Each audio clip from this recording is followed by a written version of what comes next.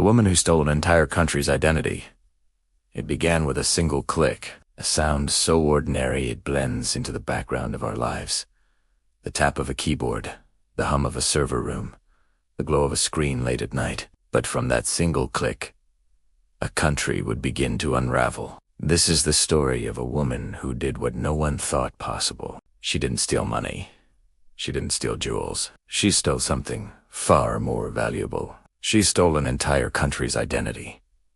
Her name is still debated. Sometimes she appears in court documents as Anya. Sometimes in leaked intelligence files as Layla. Sometimes she is no one at all. Ghost that lives only in the data.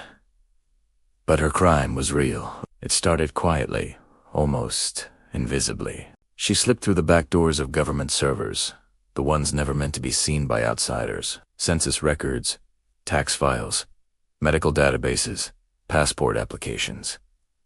She gathered them like puzzle pieces. A grandmother's birth certificate, a child's vaccination record, a soldier's deployment papers. One by one, she collected fragments until she held the lives of millions in her hands. Experts later called it the largest identity theft in history.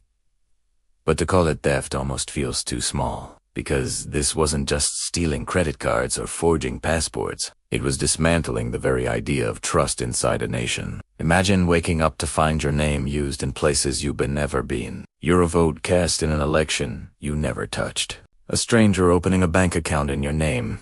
A company registered to your address. That's what began happening across the country. It was as if the country's soul had been duplicated.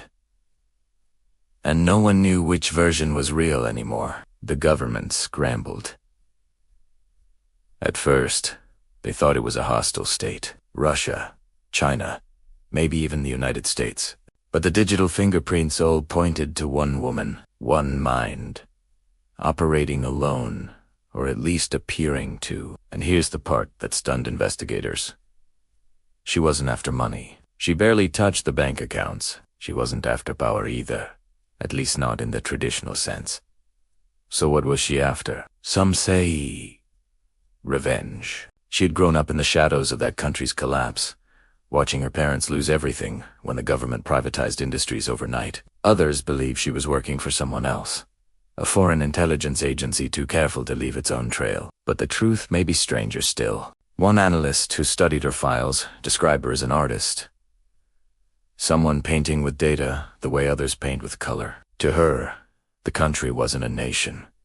It was a canvas, a living organism she could disassemble and reassemble at will. The moment that revealed her ambition came when the government tried to hold an election. That night, as polls closed, something unthinkable happened.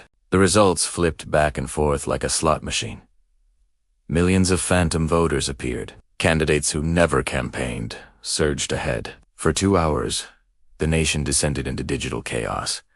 And at the center of it all was her, the woman who held the master key to everyone's identity. I spoke with a cybersecurity investigator who worked the case. He told me it wasn't about winning. It was about showing us that none of it was real. That we were all just numbers in her hands.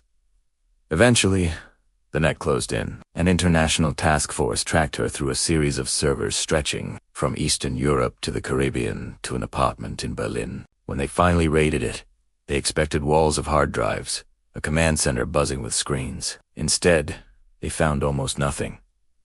A single laptop, a bed pushed against the wall. And on that laptop, fragments of code that seemed more like poetry than crime. She was arrested, but almost immediately, the problems began. The data she had stolen had been duplicated, seeded across the dark web. Even in custody, her reach lingered. Banks collapsed under waves of fraud.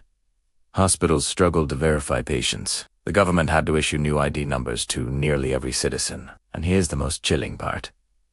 No one knows if she was truly working alone. The moment her arrest made headlines, new attacks flared up. In different styles, in different countries. It was as if she had inspired an entire underground movement. Or worse, as if she had never really been caught. The woman who stole a country's identity may still be out there, behind a new name, a new face, a new passport. Or maybe she's already inside another nation's servers, waiting to press the next key. What lingers isn't just the scale of her crime, but the intimacy of it. She didn't steal things. She stole people, the fabric of who they were, and she forced a question that no government wants to answer. If identity can be taken, rewritten, and sold, what does it mean to be real? Maybe that's the legacy she leaves behind.